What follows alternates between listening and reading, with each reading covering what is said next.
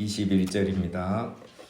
그때에 내가 아하와 강가에서 금식을 선포하고 우리 하나님 앞에서 스스로 겸비하여 우리와 우리 어린아이와 모든 소유를 위하여 평탄한 길을 그에게 강구하였으니.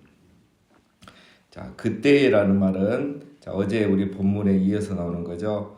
어제는 이제 12가문, 12이 가문 명단을 다 파악했고 인원 파악을 했고, 그 다음에 출발하려고 하니까 이제 레인이 없었죠. 그래서 레인과 느디딤 사람들을 이렇게 모아서 이제 예루살렘에 가서 성전을 회복하는, 예배를 회복하는 그런 일을 하려고 했습니다. 자, 이제 그렇게 해서 레인과 느디딤 사람을 다 모았고 이제 예루살렘으로 출발하면 되는데, 갑자기 에스라가 이 중요한 순간에 금식을 선포해요. 금식 제목은 뭐냐면 밑에 나오죠. 우리 하나님 앞에서 스스로 겸비하여 우리와 우리 어린아이와 모든 소유를 위하여 평탄한 길을 그에게 강구하였으니. 우리와 우리 어린아이와 모든 소유, 그러니까 우리 자신들과 또 이 길을 함께 가는 아이들, 그리고 그들이 가지고 가는 이 소유, 안전을 위해서 기도한 거죠. 자, 왜냐하면 이 지금 바사 이들이 있던 곳에서 예루살렘까지는 약 1,500km예요. 4달은 걸어가야 되는 거예요. 혼자 가는 것도 아니고 이 모든 가족, 남녀노소, 그리고 짐승, 그 다음에 성전을 위해서 드린 그 헌금, 그 많은 소유를 가지고 가야 되니까 위험한 길입니다. 그 가는 길에 이제 도적대가 많다 그랬잖아요. 도적대도 많고 강도도 많고 우리로 말하면 산적, 이런 게 항상 있기 때문에 이 당시는 위험하지 않습니까? 그래서 이제 그 먼 길을 안전하게 가기 위해서 에스더가 하는 일이 금식을 선포하고 기도하게 하는 거예요. 자, 근데 여러분 생각해 보면 뭐 지금 우리가 뭐 어디 여행 가고 이사하는 거는 그렇게 큰 어려움은 아니잖아요. 근데 이 당시는 쉽지 않은 거잖아요. 이 먼 길을 4달 동안 걸어서 가야 되니까. 그래서 지금 푹 쉬고 맛있는 거 먹고 체력 보충해서 가도 시원찮은데 금식 기도를 선포하는 거예요. 자, 이게 이제 에스라의 스타일입니다. 영성입니다. 자, 쉽게 가는 방법이 있습니다. 에스라가 이제 이렇게 이스라엘 백성을 인도해서 가지만 이게 총독으로 또 가는 거야. 바사 제국에서는 총독으로 에스라를 보내는 겁니다. 바사 입장에서. 왜냐하면 그 당시 이제 이 바사 제국이 굉장히 이제 광활한 땅을 다스리니까 아프리카로 서쪽으로 다 다스리잖아요. 그러니까 제국이 너무 큰데 이 한참 이제 막 그 독립운동들이 일어나는 거예요. 각 나라마다. 골치 아프죠. 그러는데 에스라 같이 이런 신실한 사람이 예루살렘에 가면 왕으로서도 좋은 거예요. 그래서 에스라도 가면서 왕에게 이렇게 군사 지원을 좀 해서 우리가 안전하게 갈 수 있도록 좀 호의해달라 하면 충분히 해결될 일입니다. 느헤미야는 나중에 그렇게 했거든요. 자, 그렇게 해도 되는데 에스라는 그렇게 하지 않고 이렇게 하는 거예요. 자, 왜 그랬을까? 22절에 보면 이는 우리가 전에 왕에게 아뢰기를 우리 하나님의 손은 자기를 찾는 모든 자에게 선을 베푸시고 자기를 배반하는 모든 자에게는 권능과 진노를 내리신다 하였으므로 길에서 적군을 막고 우리를 도울 보병과 마병을 왕에게 구하기를 부끄러워하였음이라. 이게 무슨 말이냐면 에스라가 평소에 왕에게 했던 말이 있어요. 뭐라고 했죠? 우리 하나님의 손은 자기를 찾는 모든 자에게 선을 베푸시고 늘 도와주시고 자기를 배반하는 모든 자에게는 권능과 진노를 내리신다. 우리 하나님은 이런 하나님이시다. 그래서 우리 백성을 다시 자기 땅으로 이렇게 귀환시켜 주시는 거다.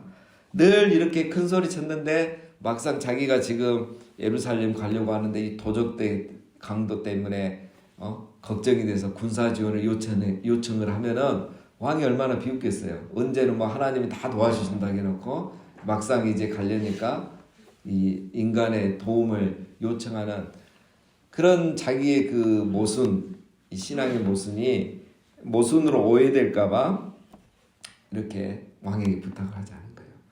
이제 뒤에 나오는데 여러분 이들이 가지고 가는 그 금은 보화 양이 1조 원이 넘어요. 예. 그 성전을 위해서 헌금을 드리거든요. 그래서 그걸 모아가지고 가는 게 이게 금액으로 따지면 1조가 넘는데 이걸 가지고 그 먼 길을 4달 동안 걸어간다면 이거 위험하거든요. 그럼에도 불구하고 하나님께 기도하겠다 이거예요. 왕에게 도움 요청하지 않겠다는 거예요. 자, 23절. 자, 그러므로 우리가 이를 위하여 금식하며 우리 하나님께 간구하였더니 그의 응낙하심을 입었느니라. 자, 이제 23절은 이제 다 그렇게 기도하고 했더니 결국은 안전하게 예루살렘에 도착했다. 이렇게. 자, 벌써 이렇게 시간이 다 지난 거죠. 자, 이거는 이제 에스라가 한참 뒤에 성경을 기록했기 때문에 이제 먼저 이렇게 기록한 겁니다. 이제 24절은 그 사이에 또 있었던 일이 나오고. 자, 그러면 이제 여기서 우리가 한 가지 생각해 봐야 되죠. 자, 느헤미야는 이제 2차 기한이 에스라고 느헤미야가 3차 기한이거든요. 근데 느헤미야는 이제 그 기한을 할 때 군사 지원 요청을 해요. 그래서 이제 안전하게 호위 받고 가요. 자, 그러면 느헤미야는 믿음이 없고 에스라는 믿음이 좋은 건가? 자, 누가 더 믿음이 좋은 것 같습니까? 답변하기 곤란하죠. 이럴 때는 둘 다 믿음이 좋은 겁니다. 예. 그렇죠? 에스라는 기도해서 안전하게 갔고 느헤미야는 기도하고 군사 지원을 받아서 안전하게 간 거예요. 하나님은 두 사람 다 2차, 3차 기한 다 지켜주셔서 귀환하게 해주신 거예요. 자, 신앙은 어떤 자기의 컬러가 있는 겁니다. 에스라는 학자잖아요. 정말 이 사람은 말씀을 많이 연구하고 말씀을 붙들고 살았던 사람이에요. 느헤미야도 그랬어요. 근데 느헤미야는 그렇게 하지 않고 자기가 이 군사 지원을 받을 수 있기 때문에 충분히 그렇게 해서 갔던 거고. 자, 중요한 건 뭐냐? 군사 지원을 요청했냐 안 했냐가 아니고 중요한 거는 하나님을 향한 믿음이 있느냐 없느냐입니다. 예. 에스라는 그렇게 믿었고 느헤미야는 또 이렇게 믿은 거예요. 그래서 중요한 거는 하나님을 향한 믿음이 있느냐 없느냐. 예. 그 다음에 두 번째 중요한 거는 그렇게 내가 한 방법을 선택했을 때에 다른 사람을 비난하지 않는 게 중요한 거예요. 판단하지 않는 거예요. 아, 느헤미야는 바로 믿음도 없이 에스라 봐라 진짜 무대포다 이렇게 할 수 있단 말이에요. 이게 이제 이런 일이 있으면 안 되는 거예요. 누구든지 에스라처럼 할 수도 있고 느헤미야처럼 할 수도 있는 겁니다. 자, 나는 어떤 신앙 스타일인가 이제 이게 중요한 거고 다른 사람이 어떻게 하든 그거에 대해서 판단하지 않는 게 중요합니다. 자, 그러면 에스라는 왜 이렇게 했을까? 첫 번째는 물론 왕에게 했던 말이 있었고 왕에게 그렇게 말한 이유가 있겠죠. 또 에스라는 학자예요. 성경을 정말 연구 많이 하신 분입니다.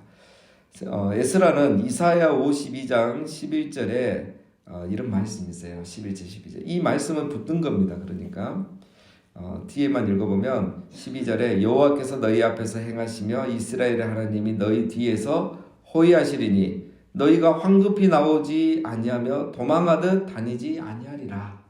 이게 제2의 출애굽 포로 귀환할 때에 하나님이 너희를 앞뒤에서 호위하실 거니까 뭐 너무 걱정하지 말고 급하게 가려고 하지도 말고 이 말씀. 근데 에스라는 이 말씀을 붙든 거예요. 그래서 이 말씀을 붙들고 기도했던 거예요. 그랬더니 하나님이 그 믿음대로 이렇게 해주신 거예요. 느헤미야는 이 말씀 알았는지 몰랐는지 모르겠지만 어쨌든 느헤미야는 또 그렇게 한 거고. 그리고 결과적으로 다 하나님은 그들을 도와주셨고. 그래서 믿음이란 거는 뭐냐? 내 생각대로 내 마음대로 믿는 게 절대 믿음이 아닙니다. 믿음이란 거는 정말 하나님의 말씀을 붙들고 또 하나님이 내게 어떤 마음을 주셨느냐 그 말씀에 대한 반응이 믿음이에요. 근데 우리가 착각합니다. 절대 안 죽어. 너 왜 이리 믿음이 없어? 이런 말 하는 거는 믿음이 아니에요. 이분이 죽고 안 죽고 또 이 사람이 아프고 또 낫고 안 낫고는 하나님의 고난이고 하나님의 뜻과 계획이 있단 말이에요. 근데 내 입으로 안 죽어. 나을 거야. 이렇게 함부로 말할 수 없고 하나님이 나을 거란 믿음을 줬을 때 그렇게 말씀하는 거죠. 믿음이란 건 하나님이 주신 말씀에 대한 반응입니다. 그래서 에스라가 그냥 막 이렇게 무턱대고 무대포를 하는 게 아니고 하나님 약속의 말씀 이 귀한 때는 이렇게 호위하신다는 말씀 붙들고 하는 겁니다. 그래서 그렇게 우리가 말씀을 붙들고 기도할 때는 하나님이 또 그 믿음대로 역사해 주실 줄을 믿습니다. 24절 그때에 내가 제사장의 우두머리들 중 12명 곧 세레바와 하샤바와 그의 형제 10명을 따로 세우고 이제 출발하면서 제사장 12명을 세운 겁니다. 왜 세웠느냐?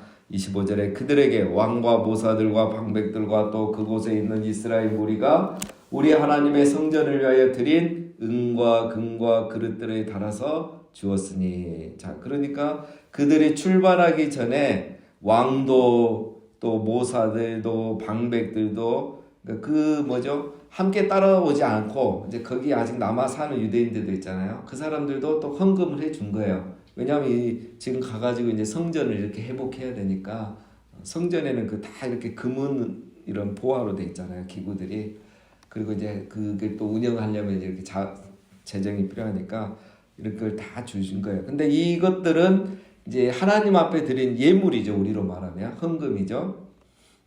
은으로도 주고 금으로도 주고 그릇으로도 줬는데 그래서 이거를 이제 누가 맡아야 되느냐? 제사장들이 맡아야 되는 거예요. 하나님께 드린 거룩한 구별된 거기 때문에. 그래서 12명을 세웠고 그들에게 이제 다 달아서 정확하게 준 겁니다. 이게 중간에 없어지면 안 되니까. 그냥 이렇게 막 나눈 게 아니라 너는 몇 킬로 이렇게 나눈 거예요. 자, 근데 그 양이 얼마나 됐냐? 26절을 보면 내가 달아서 그들 손에 준 것은 은이 650달란트요 은그릇이 200달란트요 금이 100달란트며 또 금잔이 20개라 그 무게는 1000다리기요 또 아름답고 빛나 금같이 보배로운 녹그릇이 2개라. 여기 보면은 은이 650달란트죠. 650달란트면 우리로 하면은 22톤. 돈으로는 계산이 안 됩니다. 22톤. 그러니까 5천억 이 정도 되죠. 그 다음에 은그릇이 100달란트인데 100개인지 100달란트인지 이렇게 돼 있고 금이 100달란트 한 4,000kg. 하여튼 금잔 20개 엄청 많습니다. 이게 대충 합치면 한 1조 원이 넘어요. 뭐 지금 시세로 이렇게 비슷하게 하면 자 이거를 가지고 하니까 얼마나 이게 무서워요. 소문 다 안 나겠습니까? 나지. 자 그런데 이 많은 양을 어떻게 해요? 도적대 위협을 무릅쓰고 군사호의 없이 하나님께 기도하고 또 이건 거룩한 거기 때문에 제사장들에게만 맡깁니다. 전체 이게 이렇게 맡기면 좀 더 양이 줄어서 안전할 수 있지만 제사장들에게 맡기죠. 그들에게 맡긴 이유가 28절 내가 그들에게 이르되 너희는 여호와께 거룩한 자여 이 그릇들도 거룩하고 그 은과 금은 너희 조상들의 하나님 여호와께 즐거이 드린 예물이니 너희는 예루살렘 여호와의 성전 골방에 이르러 제사장들과 레위 사람들의 우두머리들과 이스라엘의 족장들 앞에서 이 그릇을 달기까지 삼가 지키라.